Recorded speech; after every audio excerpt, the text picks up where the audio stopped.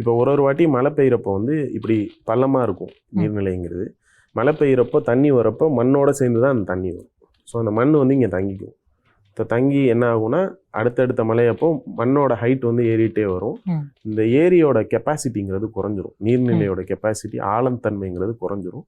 So தண்ணி பெருசாக சேமிக்க முடியாததுனால என்ன ஆகும்னா கீழே வந்து எம்டி ஸ்பேஸ் ஃபார்ம் ஆயிரும், ஒரு வேக்யூம் ஃபார்ம் ஆயிரும். அந்த காலியாக இருக்கிறதுனால பக்கத்தில் இருக்க கடல் தண்ணி உள்ளே வந்துடும். உள்ளே வந்ததுனால கீழே உங்களோட நிலத்தடி நீரும் மாறி இருக்கும், இங்கே மேலோட மண்ணோட தன்மையும் மாறி இருக்கும். ஸோ இதுக்கப்புறம் மழை பெய்கிறப்போ அது ஒழுங்காக அந்த தூர்வாரப்படாமல் இருக்கிறதுனால என்ன ஆகும்னா தண்ணி இறங்குறப்ப அது உப்பு தண்ணியாக தான் போகும். ஸோ உங்களுக்கு அந்த நிலைங்கிறது மாறாது.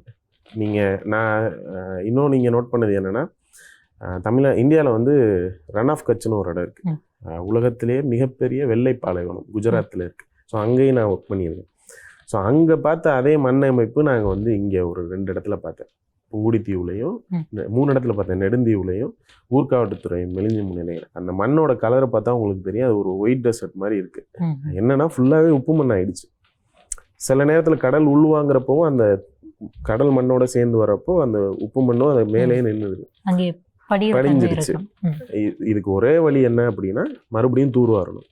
தூர்வாரிட்டு இந்த மண்ணை எடுத்துட்டோம்னாலே ஆழமாயிடும், அந்த ஏரியோட கெப்பாசிட்டியும் ஜாஸ்தியாகிடும். மறுபடியும் நல்ல தண்ணியை வந்து அதில் நம்ம செலுத்துகிறப்போ கீழே கரெக்டாக ரீசார்ஜ் ஆகும். ரீசார்ஜ் ஆகிறப்போ உள்ளே வந்திருக்க உப்பு தண்ணிங்கிறது விலகிடும், கீழே இருக்க உப்பு தண்ணியோட தன்மையும் மாறும். ஸோ இந்த சைக்கிளை நம்ம திரும்ப திரும்ப ரிப்பீட் பண்ணுறப்போ இதோட ஒட்டுமொத்த தன்மையும் மாறும், கடல் தண்ணிங்கிறது உள்ளே வராமல் போகும்.